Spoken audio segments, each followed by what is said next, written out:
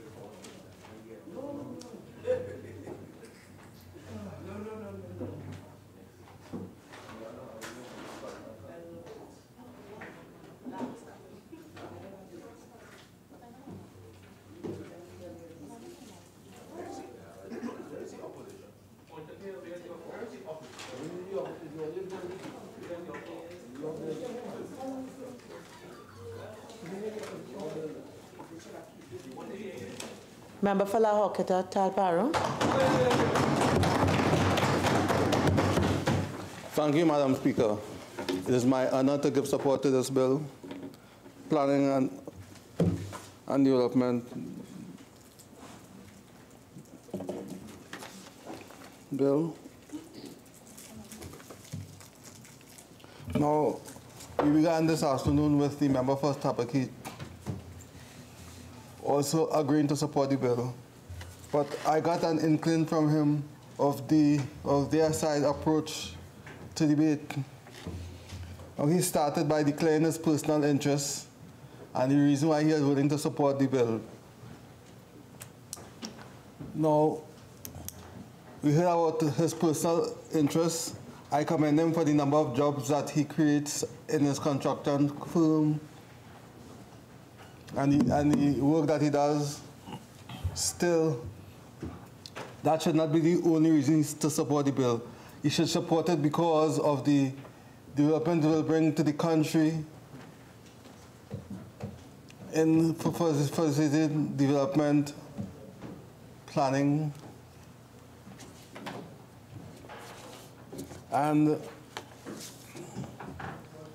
he got support from the member for Kumuto Mandela, who is my neighbor, and she should be aware of the implications of this bill for constituencies like ours as the member for Tabakit, because my constituency is a greenfield site where developments are taking place all the time, all over the place, and as an MP, I meet on a daily basis with people who suffer from the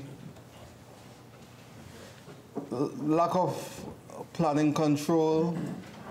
And what those planners do, one of the first problems I had to face as an MP was a developer who decided to use the area that was reserved for a recreation ground to sell houses. And that's a problem we all face.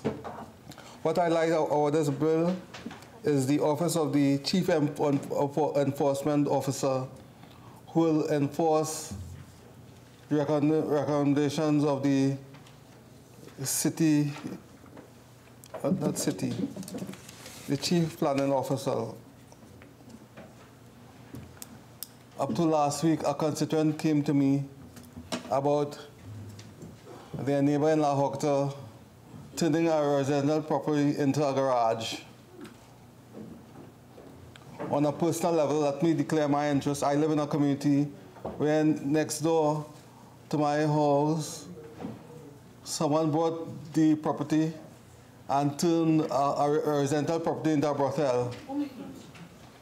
And we have had tremendous problems getting the Ministry of Planning to treat with it. And people, residents complain all the time. They complain to me, they complain to the MP. But this bill provides an avenue for them to get redress.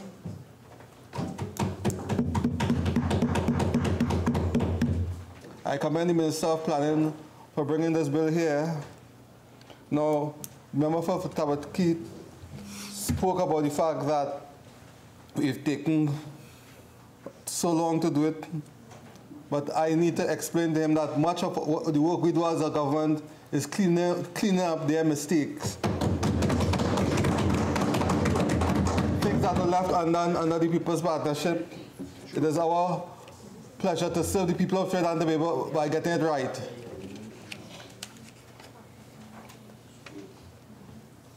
I think the member for Kumutu Manzana should be happy for this, because you should see all over your constituency.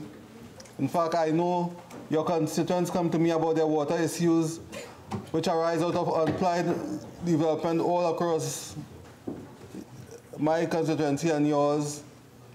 People tap into the water resources in an unplanned way, and the capacity is much less than was originally planned. And we need to have that kind of infrastructure to ensure that we treat our constituents right. It is right to put responsibility in local government to better police planning.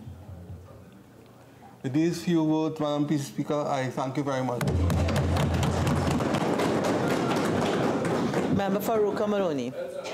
Thank you very kindly, Madam Speaker.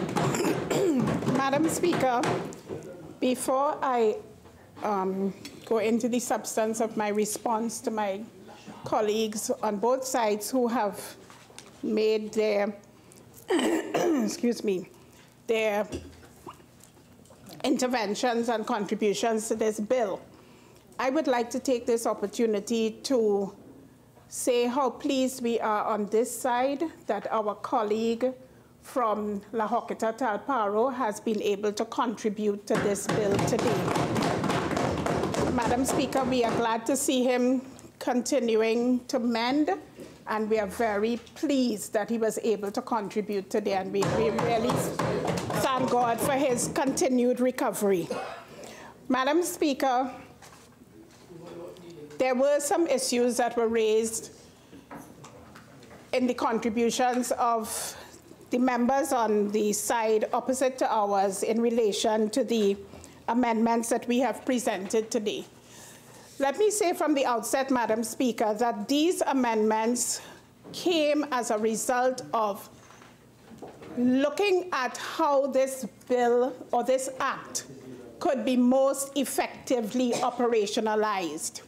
Madam Speaker, I've heard the members on the other side indicate that we're taking a long time. We took too long to bring these amendments. But Madam Speaker, if we did not examine the contents of the act carefully, we would not even reach to this point today, because there were a number of things as we saw it that would have militated against the effective operationalizing of this particular act.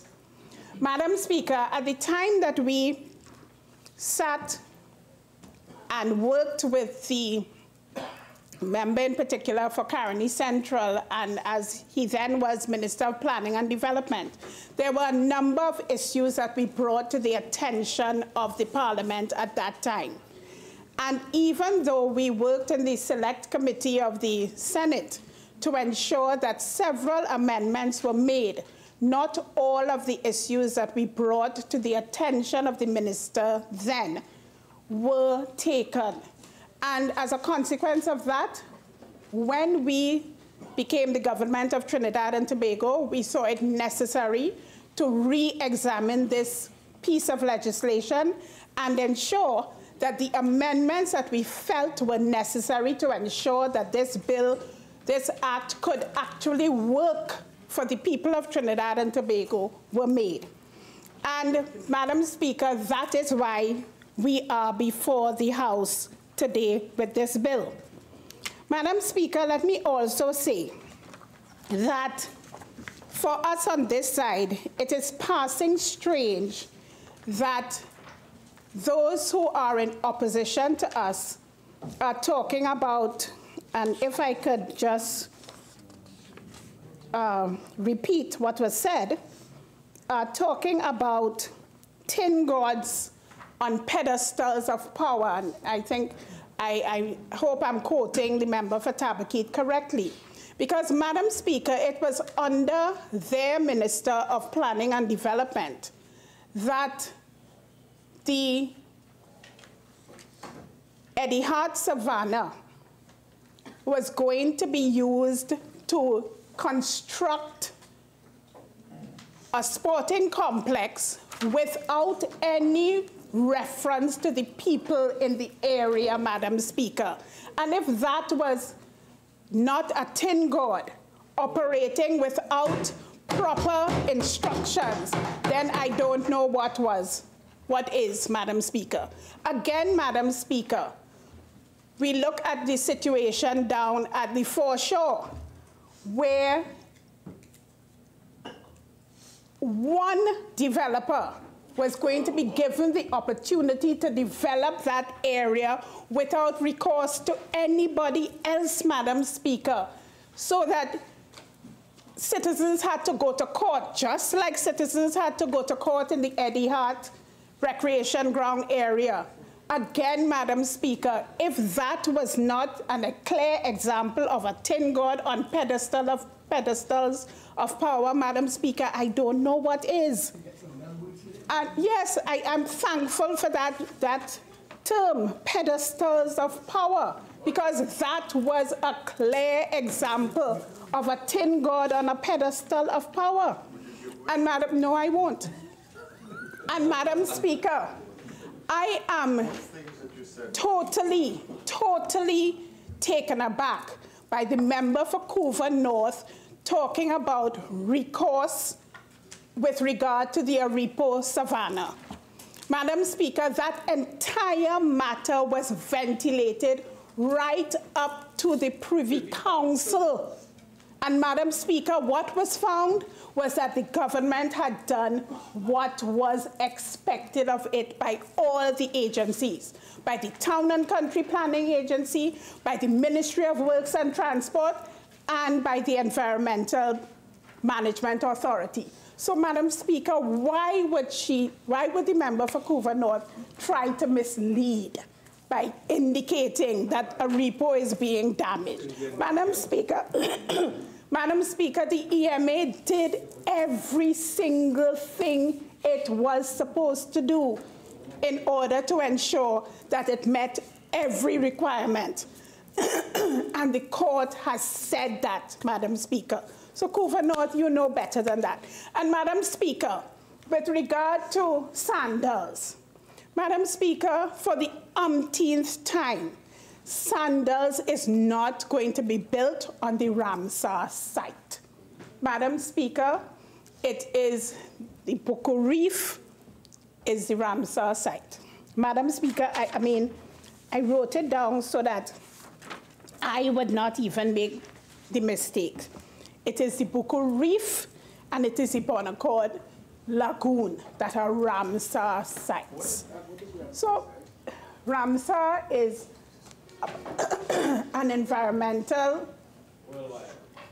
environmentally protected areas, wetlands in particular, that are protected. Yeah, by the United Nations and by the United Nations Environmental Authority. Madam Speaker, totally incorrect. Totally incorrect. But Madam Speaker, they are want to do that, want to mislead the population. Now, Madam Speaker, it is clear that they either did not read the act before coming here or felt that they just needed to say something. Madam Speaker, let me put on record in relation to the regulations. Even my colleague from Tabaquite, who declared his interest, said he is a developer. And Madam Speaker, he has spoken to me about several issues. But Madam Speaker, he raised the issue of the regulations, whether we will have regulations. Madam Speaker, there are regulations. And Madam Speaker, sorry? Are you using the same regulations? Madam Speaker, the regulations exist. Madam Speaker, they were laid. And Madam Speaker, give me the opportunity to just say what they are. the Planning and Facilitation of Development, General Development Order, Legal Notice 171 of 2015. The Use Classes Order, Legal Notice 172 of 2015. The Application Fees Regulations, Legal Notice 173 of 2015. And Madam Speaker, just to be clear, as you know, this act comes into effect by proclamation. Similarly, the legal notices will come into effect by proclamation of the act, and additionally, the regulations were made with a commencement clause. Madam Speaker, again, did they even read before they came to make their contribution, Madam Speaker? Now, Madam Speaker, I want to talk a little bit about that issue with the plot sizes and multiple family use for smaller plot sizes. Yes, we have had a history of small, so in some areas like Belmont and other areas where plot sizes are smaller. But Madam Speaker, that issue of using multiple dwelling or multiple families on smaller plot sizes also has a corollary, and that is the issue of ensuring that you have the proper infrastructure. Because whereas if you have one house on a small plot size, you would have the proper sewage and so on for a family, let's say, even if it's a family of 7. You might have but if you have the same plot for families of 7 by 4, that is 28 people, Madam Speaker, and you must have the proper infrastructure, proper parking, proper sewage disposal, proper water. So, Madam Speaker, it is not that we're doing things without thinking it through.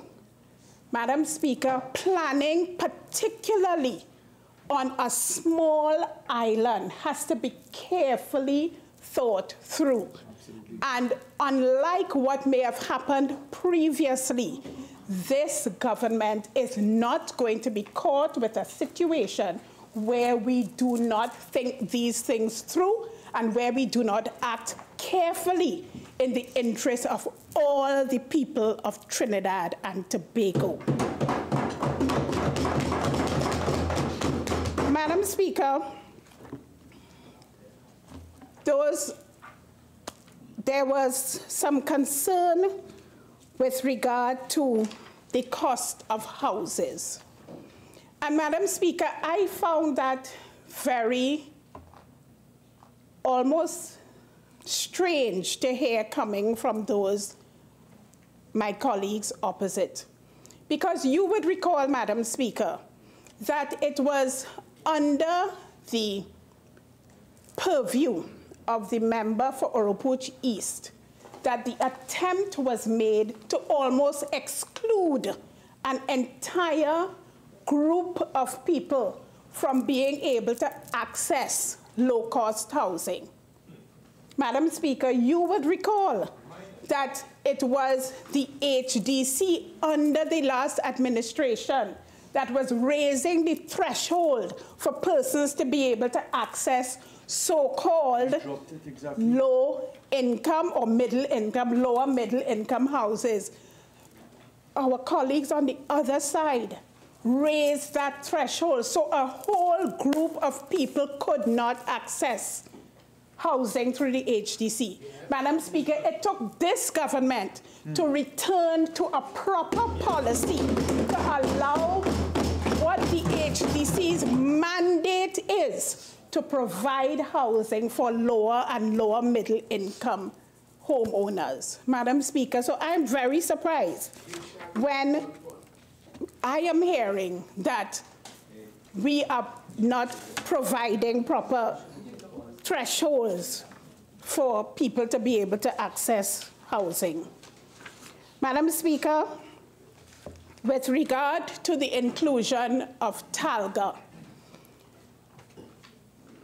first of all, let me indicate that when we indicate who should be on this on the committee, it doesn't exclude, it doesn't mean that you can't co-opt people. It does not mean that you can't co-opt people to sit on the committee for particular purposes, Madam Speaker. What was felt was that TALGA gave the opportunity to expand that committee to ensure that the local government bodies were properly represented on that committee. Madam Speaker, in any event, the Chief Medical Officer would have to participate. In any event, somebody from the OSH would have to be spoken to at some point in time. But Madam Speaker, it does not mean that by not having them on the committee, you cannot access information from those persons. So Madam Speaker, I want to lay those fears right away. Madam Speaker, I just wanted to talk about the pilot projects. As I said previously, we are not doing things without looking at all the consequences. And Madam Speaker, the intention is to ensure that Chaguanas is part of the pilot project, Port of Spain, the THA, and San Juan Laventil. Madam Speaker, interestingly, San Juan Laventil has already started putting everything in place to ensure that they can hire those persons with the skills that are necessary to become planners within the local government system. But that has not been taking place in many of the other corporations. San Juan Laventil, I must say, has been very proactive in ensuring that they have started labeling having job titles already in keeping with the act that will be proclaimed. So I think they need to be commended for that. Madam Speaker, one of the things that I think was raised, and it's a very salient point, and that is the issue of enforcement. At present, under the current legislation, enforcement is a very long and tedious process. Under this act, and the entire enforcement process will take place under a much shorter time frame.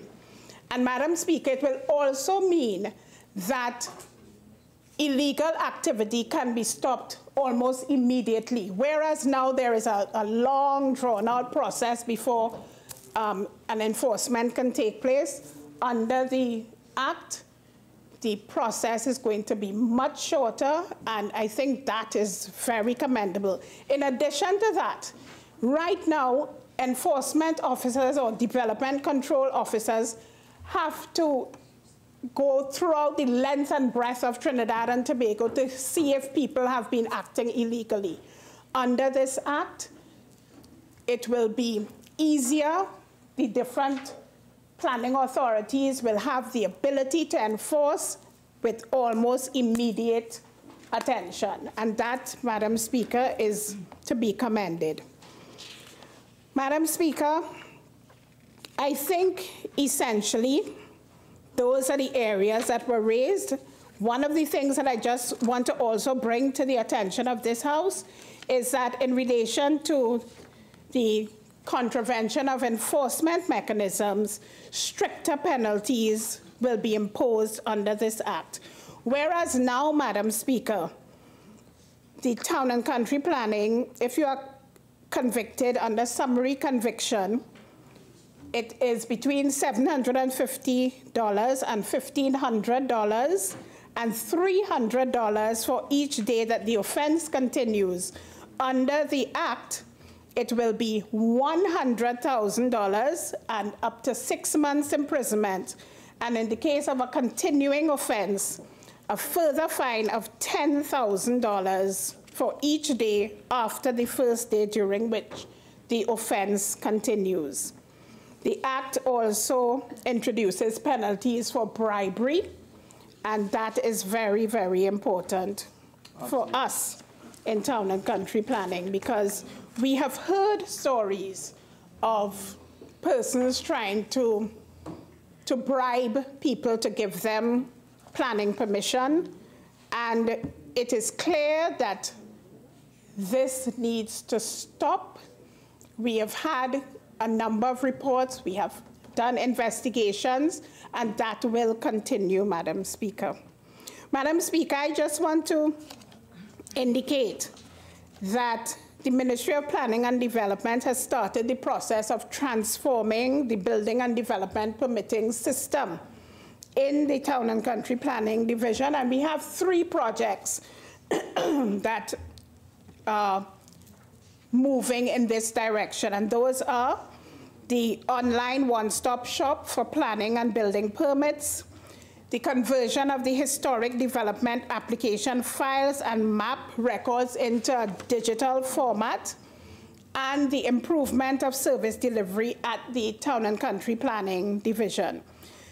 Madam Speaker, it is our intention to ensure that these projects will develop into making sure that the Town and Country Planning Division, and when this act is proclaimed, is re-engineered, and the entire construction permitting system will be improved in such a way that it removes any complications, any redundancies in the present process, and will be able to provide a 24/7 service to not only the planners, but those persons who actually have put plans for, presented plans to the Town and Country Planning Division for approval.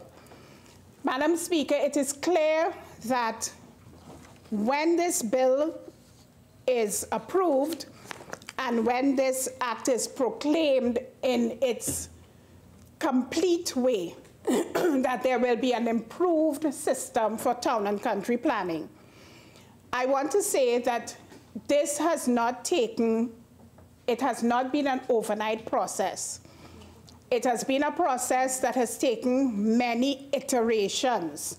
And so when we came with these amendments, it was to ensure that, in fact, what we presented to the people of Trinidad and Tobago was the best piece of legislation that could be proclaimed and that it would function in such a way as to provide the best service to the people of Trinidad and Tobago. Madam Speaker, I beg to move. Well done. Honourable members, the question is that a bill entitled An Act to Amend the Planning and Facilitation of Development Act 2014 and to consequentially amend the Environmental Management Act Chapter 3505 be now read a second time. All in favour say aye. Aye. Any against? The ayes have it. A bill entitled An Act to Amend the Planning and Facilitation of Development Act 2014 and to consequentially amend the Environmental Management Act Chapter 3505. Minister of Planning and Development. Thank you very kindly, Madam Speaker. Madam Speaker, in accordance with Standing Order 68-1, I beg to move that the Planning and Facilitation of Development Amendment Bill 2018 be committed to the Committee of the Whole. Honourable members, the question is that the Planning and Facilitation of Development Amendment Bill 2018 be committed to the Committee of the Whole. All in favour say aye. Aye. Any against? The ayes have it.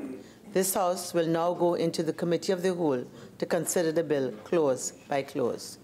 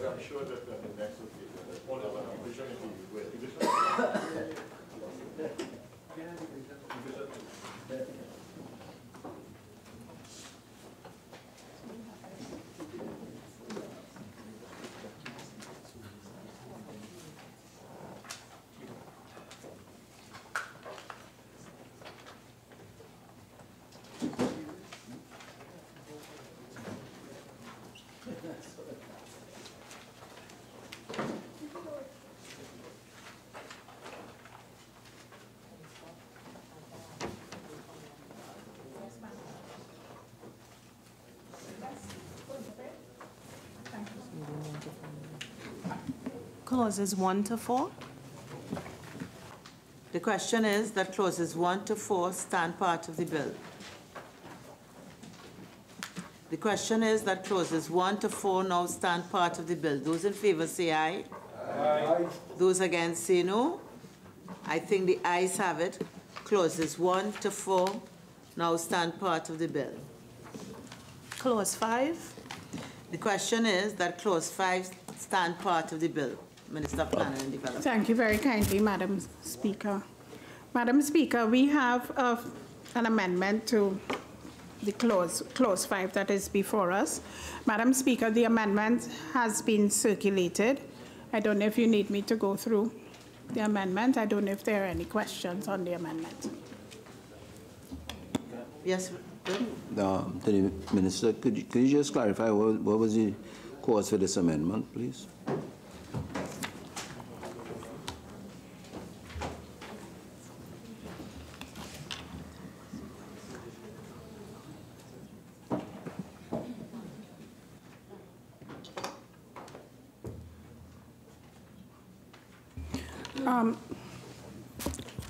There was a discussion previously about persons who may have had the degree in planning and needed to have the master's in order to be able to become the director of planning.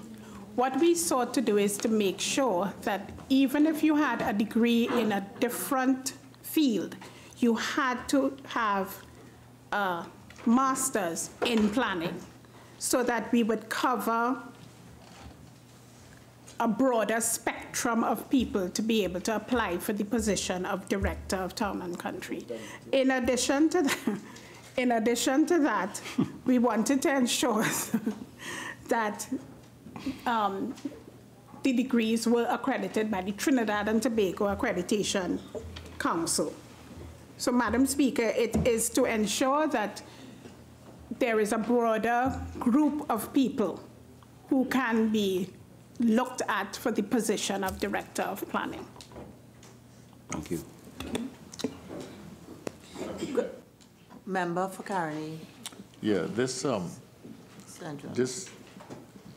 if you would note, Madam Chair, the requirements here are much more specific and detailed than they would be for the other two offices, which are lower down, in terms of the manner in which the qualifications and the requirements are outlined.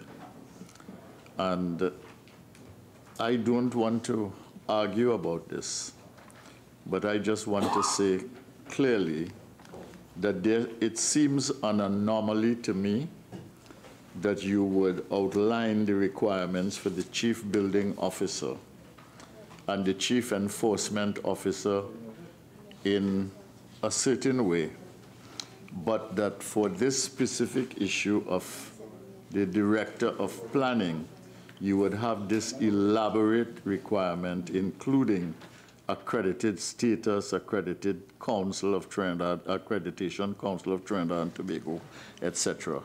And I would like to make that comment and put it on the record. Madam Chair, I'd just like to say, with respect to the observations made by Carney Central, it is a well-known fact that the Solicitor General's Department, in trying to perfect the qualifications for boards and for appointees, that there is often litigation and there is often confusion where there is a lack of specificity. And therefore, just out of an abundance of caution, so that there is no lingering doubt as to the intent behind this clause is intended to cure a mischief, which the Minister of Planning has clearly set onto the record. And in fact, it is by far more helpful to draft it in this fashion than it is to leave it without clear positioning in terms of accreditation in particular. And there is a fact that our laws do recognize this. Attorneys at law under the Legal Profession Act are subjected to the accreditation issues. Doctors under the legislation to govern medical practitioners, dentists and engineers, and therefore there is ample precedent in the lex corpus of Trinidad and Tobago for this sort of approach.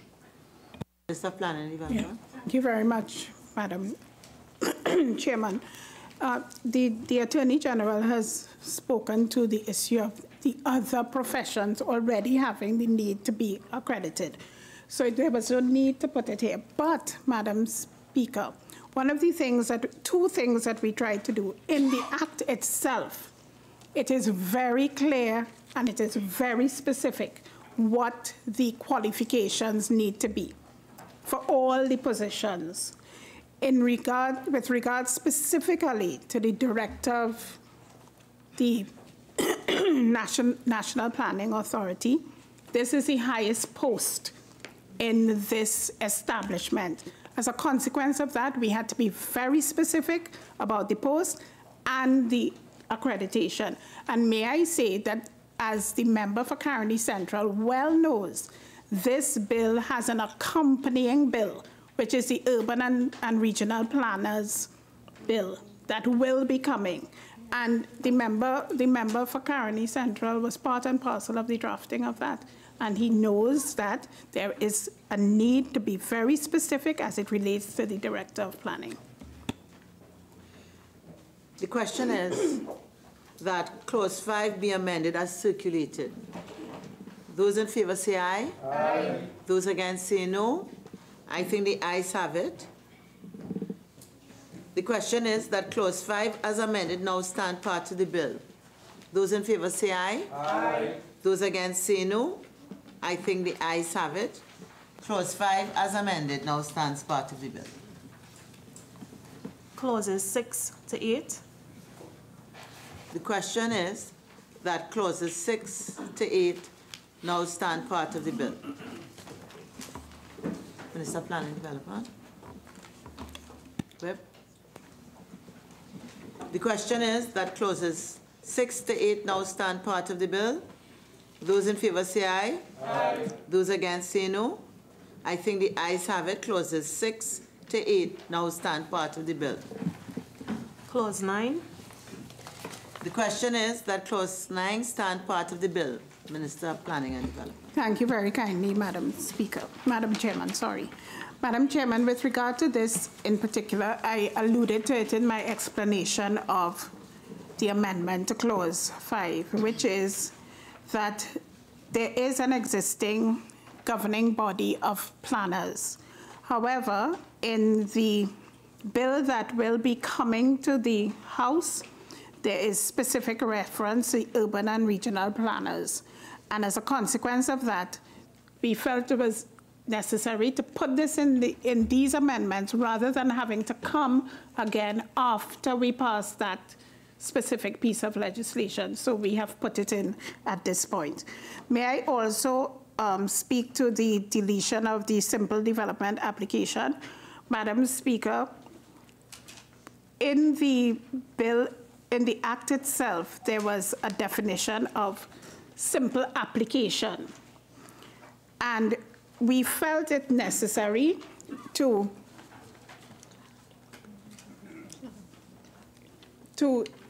delete this and put the definition of simple development in an effort to ensure that there was clarity with regard to what exactly was a simple development, because there was no definition of simple development in the Act. The question is, excuse me, Caroni Central. Yeah, Madam Chair. The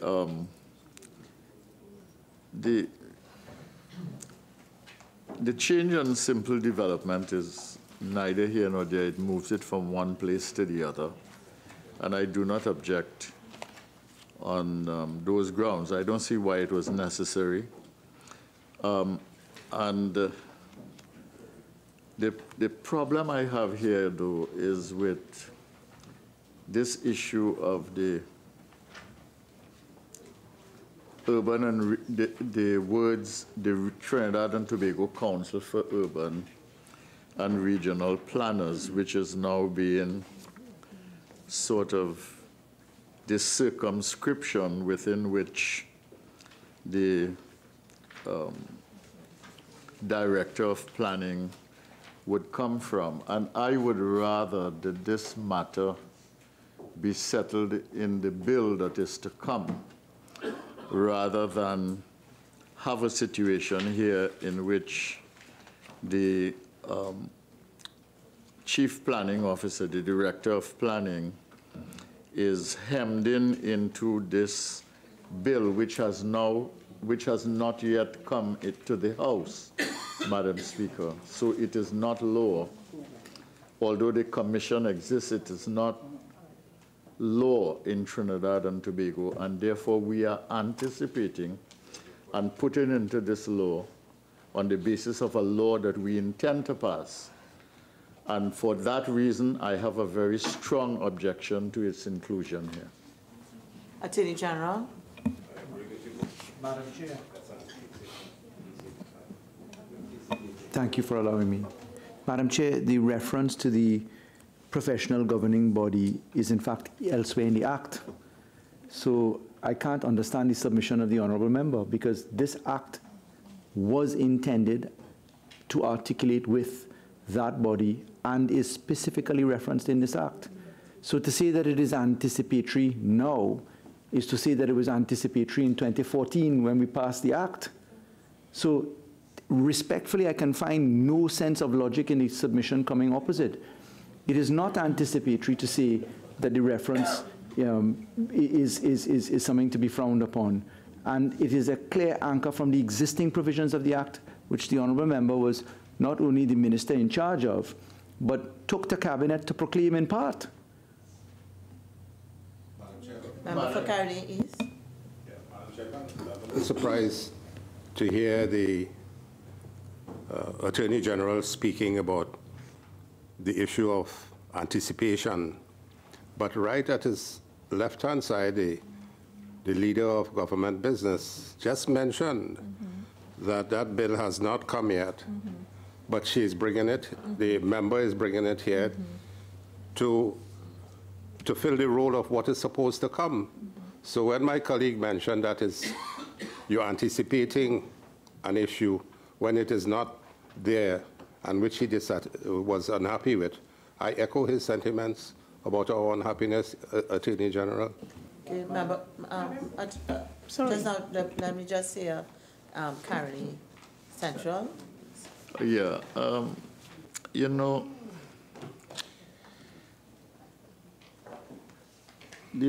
I was very clear in the objection I raised, Madam Chair, as you are aware, and I know that the Attorney General understands what I am objecting to. So I will ignore everything he said in his statement. What I am objecting to is the Trinidad and Tobago Council for Urban and Regional Planners being inserted in this bill, because there is a bill that might come to the House, of which I am well aware, which will establish that entity as a legal entity. That entity is not established by law. Cart is before the horse. Okay? And that is the matter that I am objecting to. If the Attorney General wishes to speak to that, or the Minister of Planning wishes to speak to that, that is fine. But, you know, please, Attorney General. Minister of Planning and Development. Thank you very much, Madam Speaker. Madam Speaker, Madam Chairman, Section 73 of the Act, as it exists, speaks to the Urban and Regional Planning Profession Act. Madam Chairman, this, if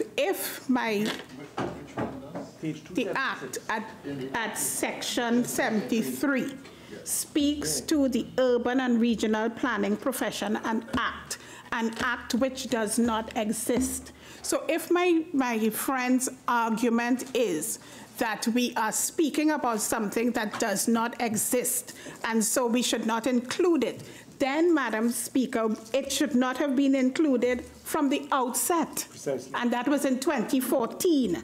So, Madam Speaker, if I may be allowed to make my argument. Madam Speaker, in addition to that, This is a piece of legislation that comes into effect upon proclamation.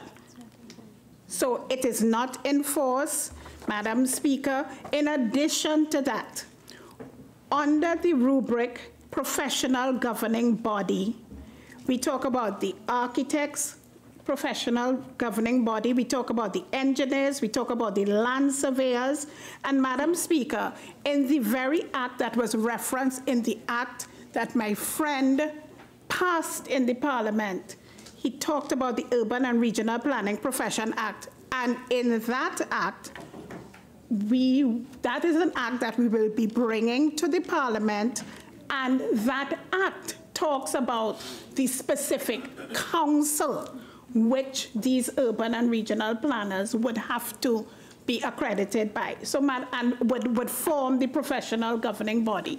So, Madam Speaker, the argument is spurious in that in the very act that my friend brought to the Parliament, he talked about an act that he anticipated. So it is a spurious argument. I beg to indicate that it is spurious. Just 1 minute. I'll take the Attorney General and I will hear you as the last on this. Madam Attorney Chair, General. as my role and function is to advise on the law, at least to the Cabinet and under the Constitution, I wish to give members comfort that there is ample precedent for exactly what we're doing. And I need only reference the land package, the Registration of Title to Lands Act, the Land Adjudication Act, the Land Tribunal Act, each of which referenced another piece of law not yet proclaimed or not yet in existence. So to make the argument today, most respectfully, that one ought to stay away from something, even though it's in the parent law, I need only point to a recent example of the law where this has been well traversed. So this argument respectfully does not fly, nor am I in a position to say, as the Honourable Member did, that I could understand what is in the Honourable Member's mind. That is for the Honourable Member. Okay. Member for Caroni Central, and this is the last word on this, please. Yeah, all I would say, Madam Chair, is that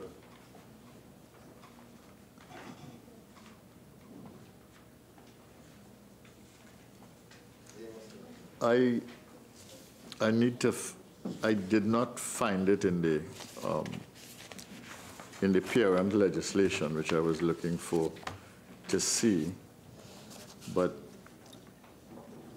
I would be comfortable with it as it is. That's to say, a professional governing body, and I am very uncomfortable with actually putting the name of the Trinidad and Tobago Council for Urban and Regional Planners here at this point in our history. Question is that clause 9 be amended as circulated. Those in favor say aye. Aye. Those against say no. No. I think the ayes have it. The question is that clause 9 as amended now stand part of the bill. Those in favor say aye. Aye. Those against say no. I think the ayes have it. Clause 9 as amended now stands part of the bill. Clauses 10 to 13. The question is that clauses 10 to 13 stand part of the bill. The question is that clauses 10 to 13 now stand part of the bill. Those in favor say aye. Aye. Those against say no. I think the ayes have it. Clauses 10 to 13 now stand part of the bill. Clause 14. The question is that clause 14 stand part of the bill. Minister of Planning and Development.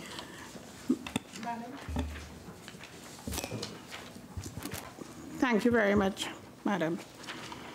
Madam Chairman, as indicated in the debate today, it was necessary to ensure that certain Consequential amendment. I'm trying to find a slightly different way of putting it. But Madam Speaker, what we found is that because of the fact that the EMA, the Environmental Management Act, articulated so closely with this specific piece of legislation because of the number of things that needed to be done in relation to the Act itself under the Town and Country Planning, the EMA, the Environmental Commission, it was clear that there would be consequential amendments to the Environmental Management Act. And Madam Speaker, because of that, we had to ensure that the number of persons that we were putting on the commission was increased. So therefore, we had to increase that number from 5 to 6. And in addition to that, we had to be very specific about the type of profession that we were adding on to the commission. Madam Speaker, one of the things that we found is that if, in fact, the Environmental Commission was to act in the way that it is supposed to act in relation to this act, when people have appeals, it was necessary to have certain professions on the commission. As a consequence of that, we made these amendments so that, in fact, we would have the requisite qualifications and the requisite skills on the commission. So, Madam Speaker, that is the reason for the amendment that is currently before the House. Carney Central. The question is that clause 14 be amended as circulated. Those in favor say aye. Aye. Those against say no. I think the ayes have it. The question is that clause 14 as amended now stand part of the bill.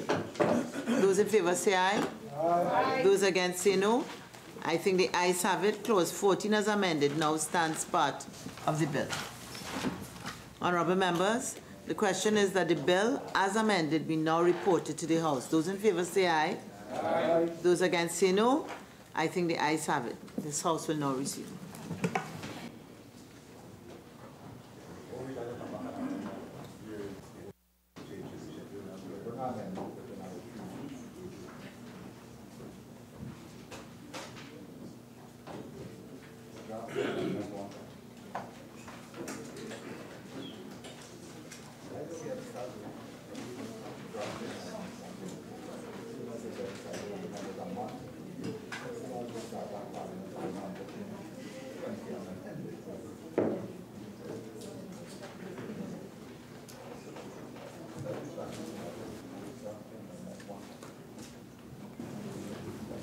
Minister of Planning and Development.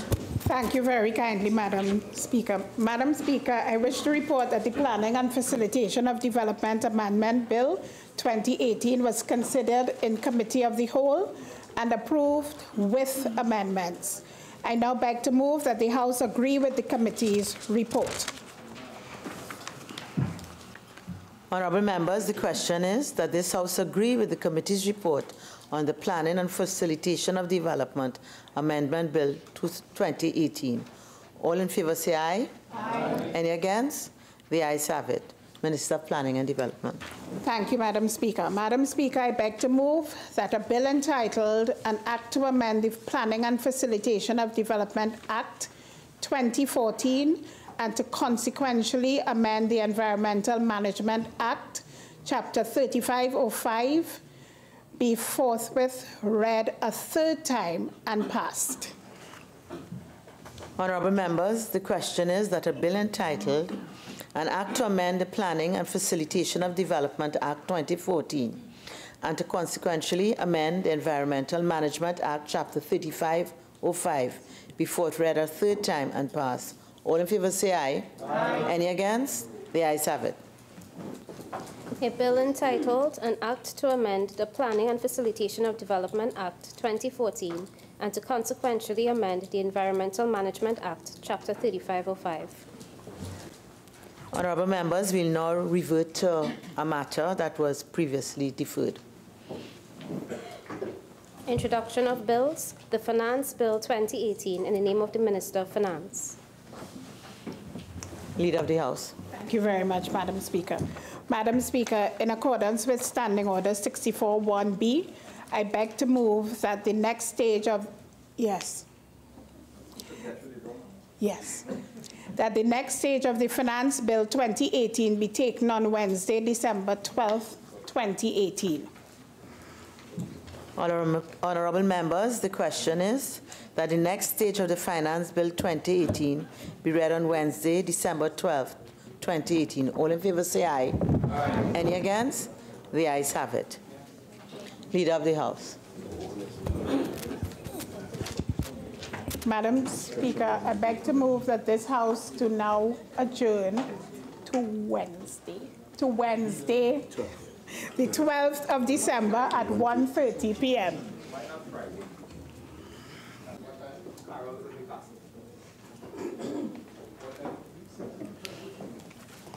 Honorable members, there are 3 matters that qualify to be raised on the motion for the adjournment of the House.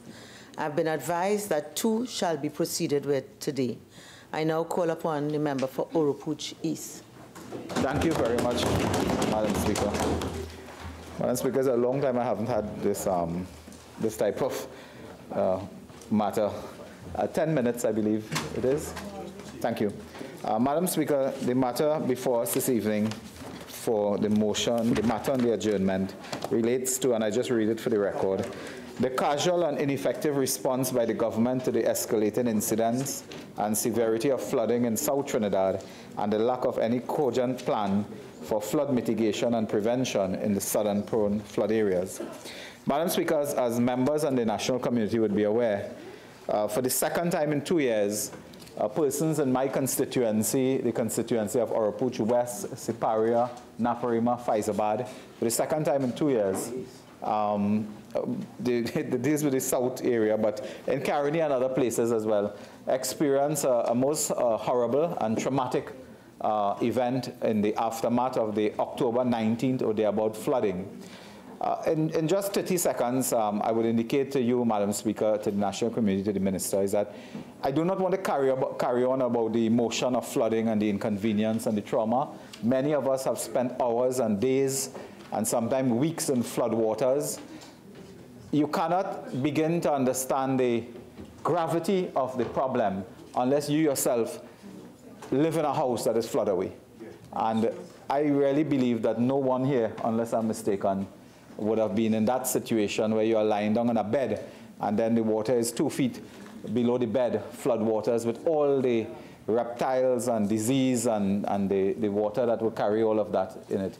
We do not know what it's like to go into a kitchen and see a refrigerator, a stove, lifted on blocks, and below the blocks we have water.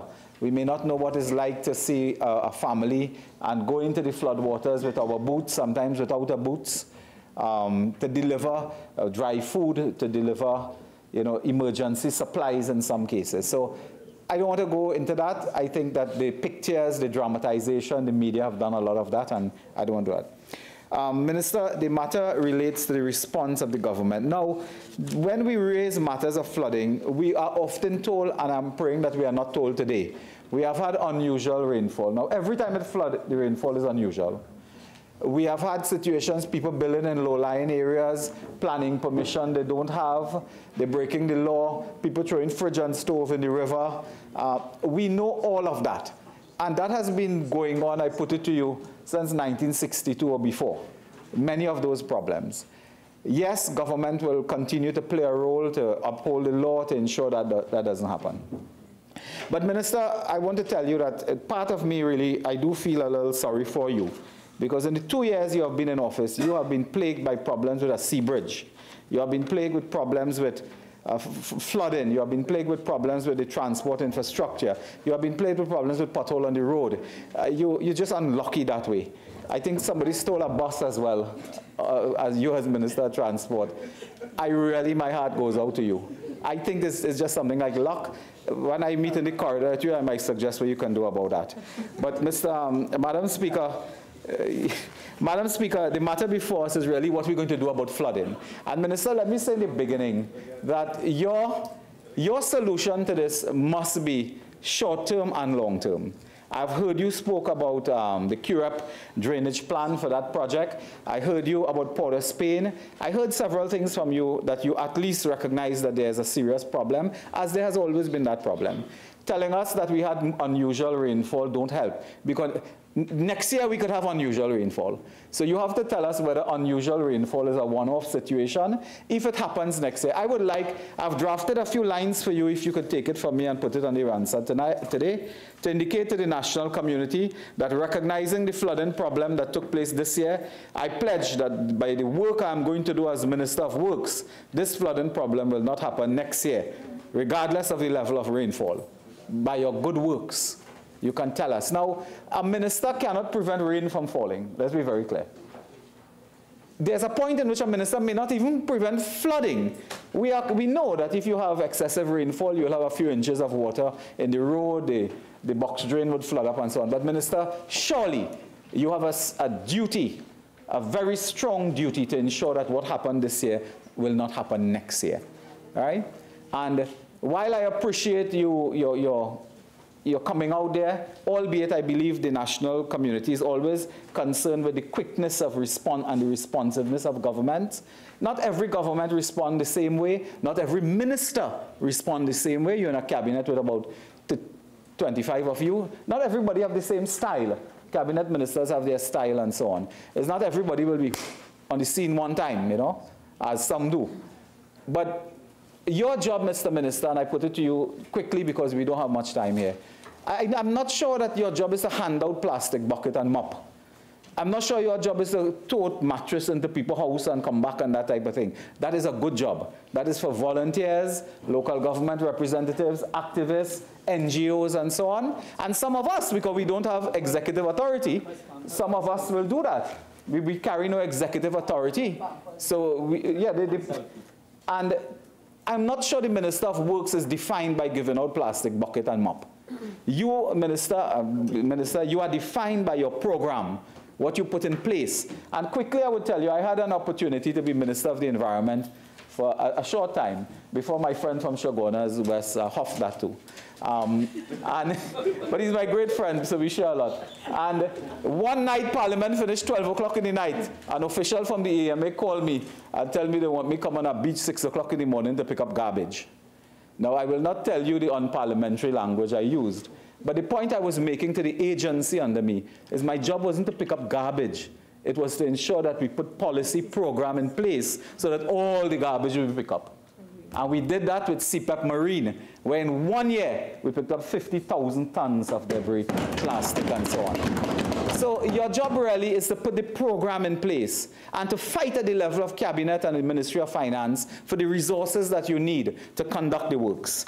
Now, in solving the problem in South, Mr. Minister, surely there's a long-term solution, a drainage plan. You may even have institutional change in your mind, a national drainage authority, a water management program. That is good, but your time is running out. You're in the second to last year of your term, if it runs. And you don't have time on your side for those kind of long-term business. You have time on your side to do some emergency work, cleaning the rivers, desilting, paving and walling of critical water courses, and so on. In our area, Mr. Minister, I could tell you in a couple of minutes, we have had the opportunity where constituents of mine in particular, one constituent, the former Member of Parliament, Mr. Trevor Sudama, who is always on target with this matter because he has almost the cadastral in his head, and he knows the entire water course, he knows the area, wrote to the Minister Fitzgerald Hines on 23rd November 2015, indicating the problem. There was no response from that minister. It wasn't working. And then he left. But, Mr. Minister, I can tell you the paving of the Kucharan River in Debe is a fundamental step in the right direction. I had written to you before, I had asked you, there's a part of the river in the vicinity of the Debe Hindu School.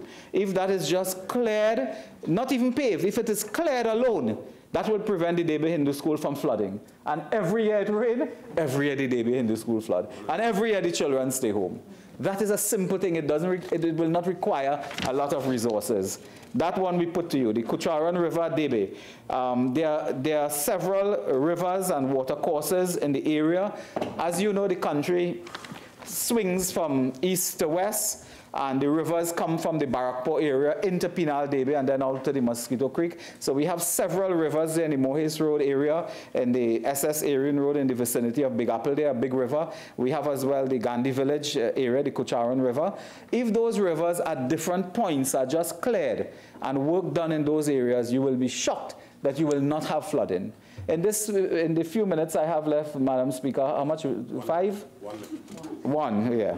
I was close. Madam Speaker, I call on the minister. Look, you know the problem. You have been there. I saw you there giving out your bucket and so on, and that's fine. What are you going to do so that next year, October, November, the problem occur? You can come up in the parliament and beat your chest and say, look, Pinal Debe did not flood this year because of the steps we took to deal with the river courses, the water courses, the areas, because you may be doing good work, but you may be doing work that doesn't bring the benefit because it is not the specific areas that need to be cleared. In the Mohis Road area, for example, one piece of that river along Mohis Road, if it is paved and walled, will prevent 2 villages from being flooded away. And these are the areas, because it is not a whole river you have to clear. It is really pieces and pieces along the way that comes close to villages. And I'm hoping that you could shed some light and give us your good work and your good intentions, that you will save us from this disaster next year. Thank you very much. Minister of Works and Transport. Thank you, Madam Speaker. Madam Speaker, I was smiling a little while ago when the member was, pointing out all the challenges that I had, and he was sorry for me because they stole a bus, and I was laughing. My colleagues tell me, don't laugh. I said, well, the reason I'm laughing is if he's sorry for me for the stealing a bus, I'm sorry for the last Prime Minister, they nearly take the whole treasury.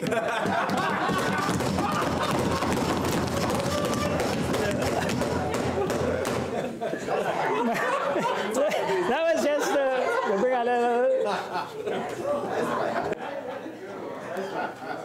Minister of Works and Transport, please proceed.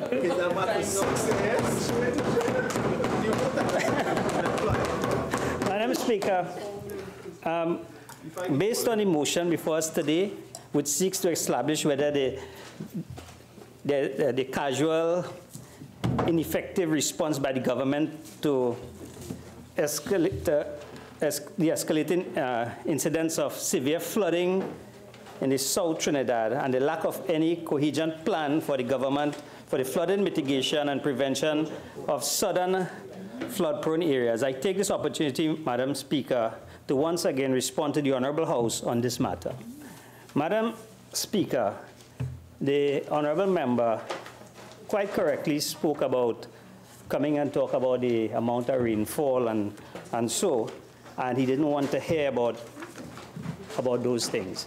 But, Madam Speaker, it is important that we understand what we are dealing with. And, Madam Speaker, there's a motion before the House which I wouldn't speak on that was filed, I think it is by the member for Caroni East, about climate change. Caroni Central, sorry, about climate change.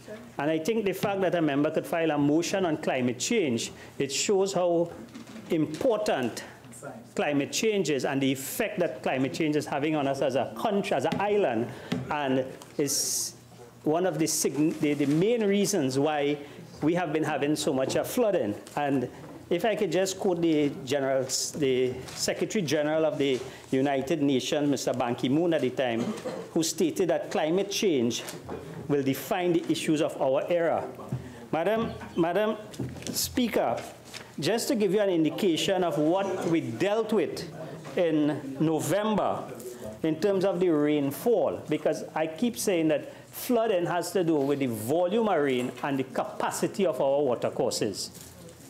And on the 14th of November 2018, in Barrackpore, there was 10.2 millimeters of rain.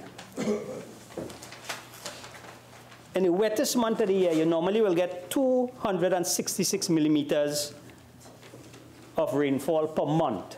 But in November 14th, we got in Barrackpore, 6.2 millimeters. In Pinal, 6 millimeters. That was on the 14th. On the 15th, in Barrackpore, we got 129.8 millimeters. Wow. and in Penal, 111.6 millimeters. What that says, in one day in Barrackpore and Penal, we got half of the rainfall for the wettest month of the year. Now, how could our channels and watercourse handle that? Our watercourse and channels would have been developed maybe 60 or 70 years ago, when the average rainfall might have been less than 200 millimeters per month. Now we're getting 266 millimeters in the wettest month, and in one day, we got half of it.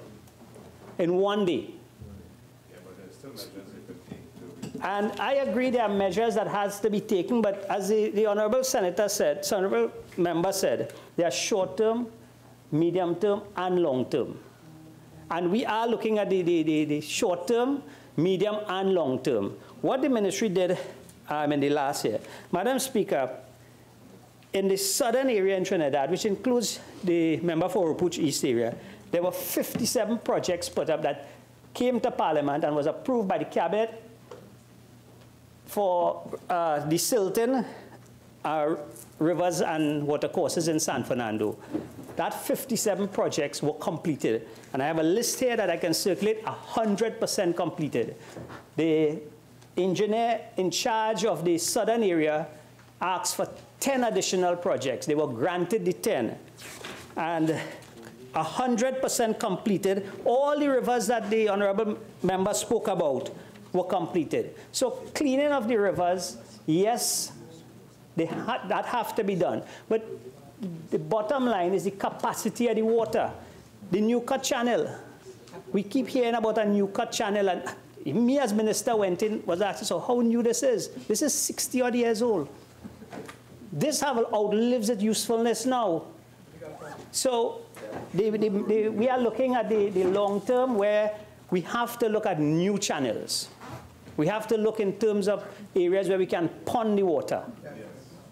All right? So we know that will work alongside the desilting and the raising of the embankment in some of the areas. These are some of the things that we saw on the tour, and these are some of the things that we have in the program going forward. With that, the repairs of the gates, the pumps, and so. But if we continue to get this level of rainfall, which seemed to be the new norm in Trinidad and Tobago, because of the climate change, there's something called personal responsibility that have to step in. Because each and every one of us have to be responsible. You all just debated a planning bill. Without going into the planning bill, this is one of the areas that we fell down in as a country. We talk about personal responsibility, but even in the areas that is flooding and that we get the most damage to, is really these low-lying areas or the swampland. And what you have there is a pooling and a ponding of the water that takes a much longer time to run off. And there's a simple reason for that. That area was designed that way. What you have happening now is that people are building in these areas because of the cost of land, and so these land were cheap and people acquired the land. I saw in Woodlands a castle going up in the swamp. A house like a castle, built like a castle. You can go and sit. I'm sure you know about it. So I looked at it and said, well, if I have to write a story, and that will be the castle in the swamp or the castle in the lagoon. At the end of the day, what it was is somebody filled up the swamp and they built a house looking like a castle. And this have been the story in the woodland area and most of the low-lying areas. And it's just because we have a culture in Trinidad where, one, we look at the riverbanks, we build on the riverbanks. You go to the east-west corridor, you see the same thing. In the south, you see the same thing in central. It is time we take the responsibility to understand that, look, we have to sort of understand that we're in a new norm. I've met people in the Oropouche constituency in Penal Bay, where they were calling me to tell me, look, you know, they need the river clean. When we went down, they actually built on the riverbank, and there were malls. I'm not talking about houses. Malls. And they said, well, they're here 18 years now. 18 years ago, the channel in the river could have handled the capacity of water. Yes, you utilize the reserve. We need the reserve now because we have to expand the channel. So flooding, we have, as politicians, we have to get away from the fact that whenever there's flooding, we blame somebody. This problem spanned generations of governments because it was a culture that fell down on the job where enforcement was not the order of the day. And most of the rivers, you see, we have to clean a piece. And then we have to leave and go and clean the next piece. The reason for it, there's no access to clean the river. Because people build on both sides of the river. And unfortunately, as politicians, if we try to put enforcement, you will see the same politician who want the river clean go and say, you can't bring down the people's house. All right? We have to start to address, as the honorable member said, running with bucket and mattress. How long are we going to do that for? We can't continue to do that. Look what happened with the checks. Look what happened with the checks. I went to Woodland. A guy came out to me. He said, Minister, glad to see you. I said, what happened? He said, come and see my house. 4-sheet apply, built in the swamp. And his problem, he didn't get the last check as yet. So you want to know if you could get 2 checks this time. We have developed a culture where once there's flooding, it's a handout. And the member is saying that he doesn't want to see the minister giving out anything. But I remember the last time the said minister said, you all came down in the area with all your hands swinging, not even a Crick's biscuit. So the problem is that as ministers, yes, we go out there, we do our work, we create the policy, we do what we have to do, but there must have a little human element in it as well. All right? So, Madam Speaker, I am not going to debate whether the flooding was the minister's fault or what, just to say that yet it's in place, short, medium, and long term. Thank you. Your time is spent. Member for Point of Pear.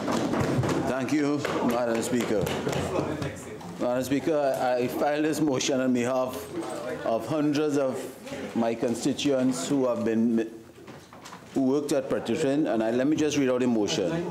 The failure of the government to create an equitable and reliable formula for the calculation of severance packages for hundreds of former temporary employees of Petrotrin who were dismissed after years of service without any form of compensation. Madam Speaker, just last week Friday, we saw the November 30th, right here in Parliament where they sending home of over 5,000 employees last week Friday from Petrotrin. And I'm happy to see the minister here because I really talk on behalf of not only my constituents who have went home without anything, but also for the member of Tabaquite and other fence line communities that employees went home without anything. Madam Speaker, it is interesting to note that the government of the day could not pay all temporary employees who worked for years. Some gave over 20 years service, and they went home with nothing on Friday last, Madam Speaker. Madam Speaker, when I go through the media, on November 28, Wednesday, on the Newsday, the headline on the front page, 600 temporary workers Petrotrin severance packages, not a black cent for them.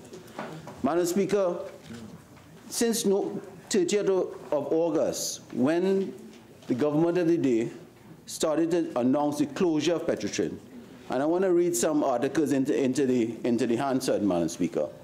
On Monday, 30th of August, Espinay, employees will be treated fairly. All employees will be treated in a reasonable, equitable, and fair manner. This was stated by the Petrotrin chairman, Mr. Wilfred Espinay. This was on August 30th, 2018. Even the Minister of Finance, who is here, Madam Speaker, on 31st of August, 2 days after the announcements of Petrotrin shutdown, the Minister of Energy publicly announced nobody will be leaving Petrotrin hand to mouth. They will have serious benefits, Madam Speaker. And the Minister of Energy went on further to say, I know most of these workers, I supervise them because he used to work at Petrotrin, Madam Speaker, and he cared for them. So, Madam Speaker, he would be well aware that given the hiring practices of Petrotrin, a lot of the workers who were given over 20 years would have been employed in the category called temporary. but most of them would have worked close to over 8-9 months out of the year, Madam Speaker. These individuals went home with nothing, Madam Speaker, last week Friday. Madam Speaker, in an article on November 29th, I want to read some actual workers. Robin Rose, 47 years old, worked 8 to 10 months out of the year from 1991 to 2003. He had a letter of temporary employment, and he went home with nothing, Madam Speaker. A rigger, Roger Mitchell, 49, a rigger for 28 years at Petrotrin, went home with nothing, Madam Speaker. Dexter Applewhite, 56, who started work in 1980 at Petrotrin, and Nigel Jagasa, who's 51, started in 1987, Madam Speaker. Over 31 years of service with the refinery, they went home with nothing, Madam Speaker. Madam Speaker, you also had an individual who suffered a stroke when he was told that he was going home with nothing, Madam Speaker. So, Madam Speaker, it is interesting to note that when this was posed to the chairman, Mr. Espinay, he said he could not come up with a formula, Madam Speaker.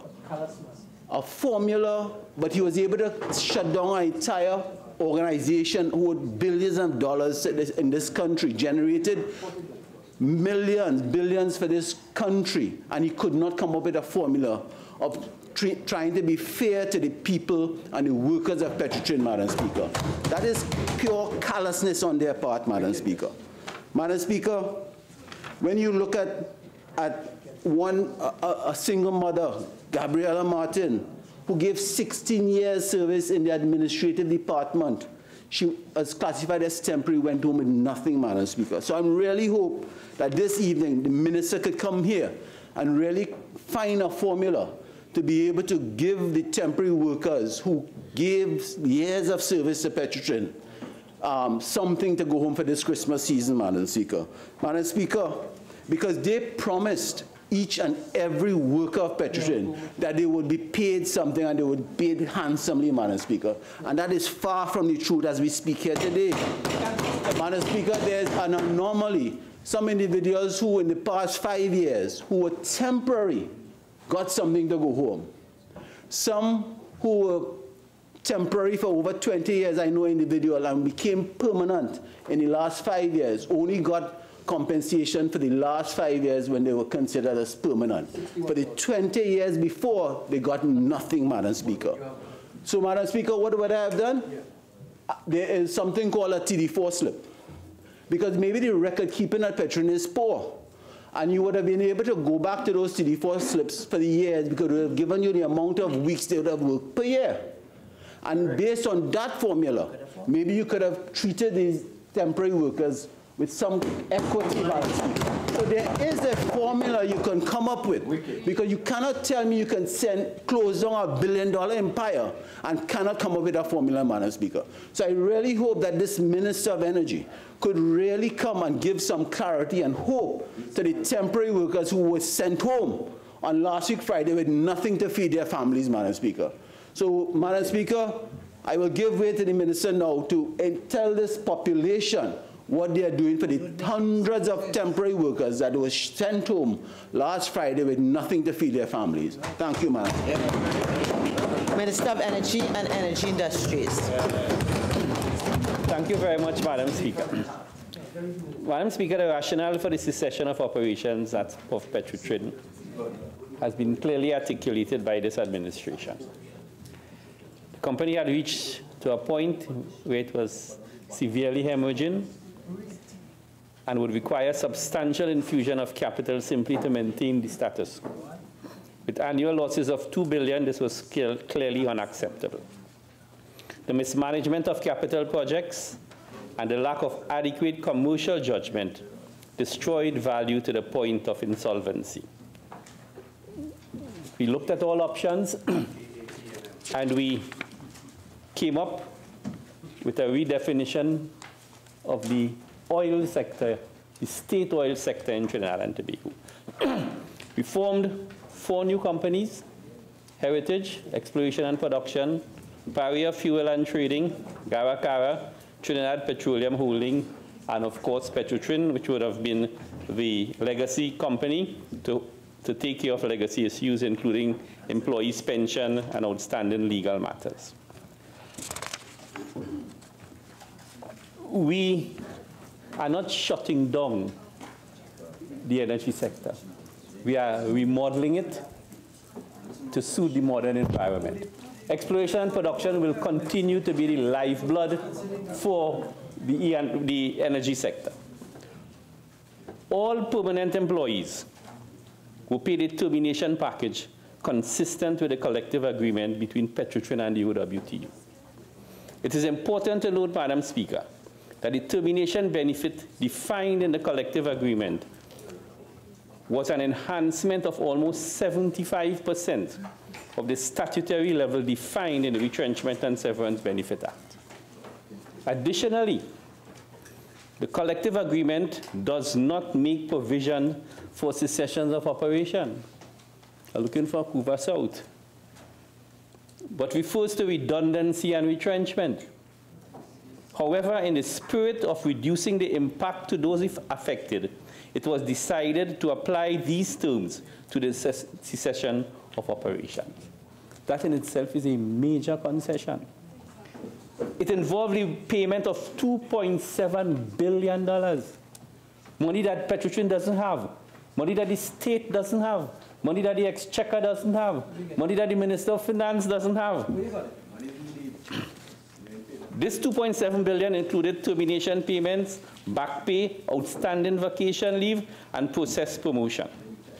Additionally, the collective agreement provides for early retirement with full pension benefits to all employees 50 years and over. 1,350 persons qualified for that. So 1,350 people got severance, added to which they got the gratuity, and added to which they got an immediate pension. They are all laughing to the bank. But there were some people who was not that fortunate. Listen to this carefully. In the same vein, Petrotrin elected to make provisions for temporary workers. Historically, Petrotrin adopted a practice of engaging temporary workers as a method of managing the fluctuation in demand for manpower. Nothing is wrong with that. Over time, this practice became entrenched and exorbitant. These workers were not supposed to work more than 150 days in any one year. As a clear distinction from permanent employees, the temporary workers were paid a gratuity at the end of each working period. So every time you were engaged and you finish work for the year, you were paid a gratuity and you start back the next week, you know. The gratuity is calculated on the length of the temporary engagement and was in lieu of accrued benefits that may be considered reasonable expectation of employment. So they were always being paid termination benefits at the end of a cycle. In essence, each temporary employee received a redundancy payment at the end of every engagement by the company. The company therefore had no obligation, legal or otherwise, to these workers. That's the fact. The hiring practice, the practice of hiring temporary workers, terminating him and paying him gratuity, and then rehiring him shortly after, give these individuals an expectation that they could depend on the continued income. And so cessation of the company's operation would have an impact similar to that of a permanent worker. We have to recognize that. The company therefore saw it fit to make provisions for those temporary workers who would have seemingly seen Petrotrin as their only source of income by virtue of the recurrent period of engagement. In setting the criteria to accommodate persons engaged as temporary workers, one had to be mindful that persons in this category should not be paid higher than full-time employees. Further, consideration was also given to the fact, and listen to that member for Port-au-Pierre, to the fact that a substantial number of temporary workers were converted to permanent employment in 2013. That's what you just referred to. One had to therefore ensure parity between those who were converted and those who remain on the temporary pool for the last 5 years. It is clear, therefore, that the decision to treat with temporary workers was not one that was taken lightly, nor was it addressed superficially. Given the wide range of tenure and the employment duration, the decision to pay all temporary employees on the payroll for 12 months prior to August 2018 and who had served a minimum aggregate of 750 days over the last 5 years, one average of 150 days per year over the last 5 years, was the only equitable approach. You had to develop a formula that was balanced. You could not, and no company in the world would pay every single temporary or casual payment ex gratia on the termination of an operation. The result was the payment of $30.4 million to 1,229 out of 2,230 non-permanent employees, or 55% of the total contingent workforce. There's still hope. The new companies are setting up. There will be re-employment. There will be additional activities. There will be greater service company activities. These temporary workers very likely could find employment with the service sector, because the issue with Petrotrin is that to work in the energy sector, you don't necessarily have to work with Petrotrin. You could work with a service company. You could work with a drilling company. You could work with a workover company. You could work with a coil tubing company. And activities will be created because the investment will now be taking place in exploration and production, and in particular in the Southwestern Peninsula. So I think we have been fair, we have been balanced. The permanent workers were treated according to the collective agreement.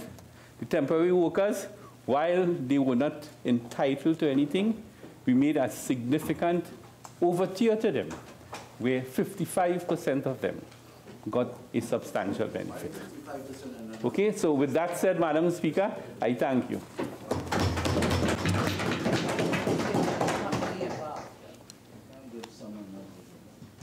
Honorable members, the question is that this House do now adjourn to Wednesday, December 12th, 2018 at 1:30 p.m.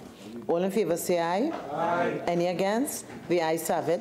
This House now stands adjourned to Wednesday, December 12th, 2018 at 1:30 p.m.